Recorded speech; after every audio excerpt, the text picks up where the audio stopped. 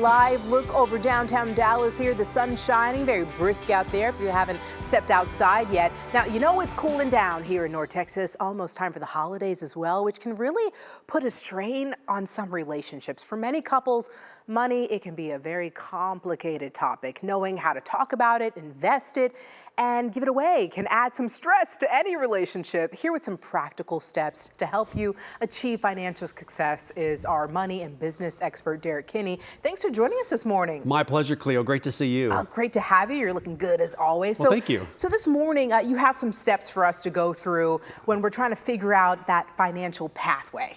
Yes. Well, the first thing is you want to get on the same page financially. And the first thing is what I like to do, this is going to be different than most advisors talk about. All right. You want to have a generosity purpose.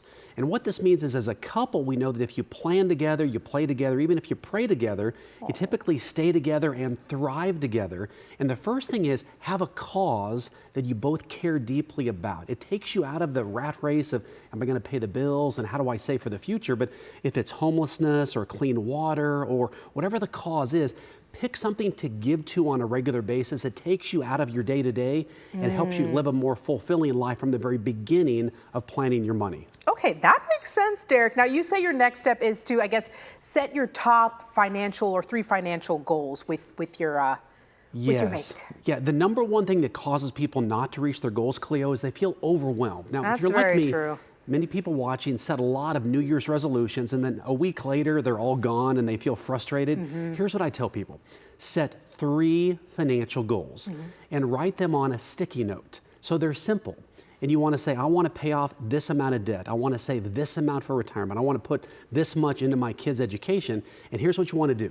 You want to put that sticky note in 3 places. One on your bathroom mirror. That's a good place. One on your nightstand. And one in the center console of your car. So the 3 places you're going to see them throughout the day as culture hits you hard and pressures hit you, it reminds you daily as a couple, here's our 3 simple goals that we're both unified to make progress on. All right, I'm going to do the sticky note. I like that. Easy. Derrick, you also mentioned that clear communication leads to cash. It does. This is where when people have a conflict with each other, you want to fight financially fair. Never say to your spouse or your partner, I know you did this. Well, you don't know they did this. Instead, you want to say, would you help me understand?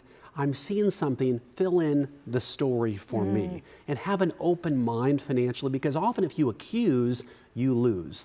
And it leads to deterioration of the relationship. You want to build trust and never see your spouse or partner as the enemy. They're your chief supporter. Even in tough financial times, if you're together, you can go farther. Amen, Derrick. Okay, what are your last 2 final tips here?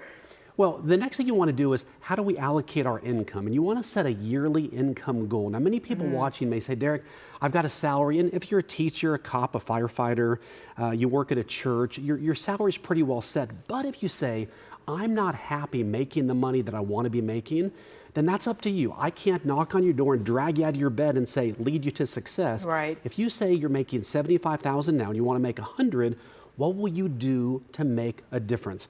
How will you ask your boss for more money? How will you start a side hustle? How will you launch a part-time side gig? All of those are in your control, and you've got to find a way to do it if it's truly important to you. Oh, Derrick, before we lose time here, I guess that savings plan as well. You want to keep it simple, and the key is to set it on autopilot. Set up a dollar amount, whether it's $100 a month, $500 a month.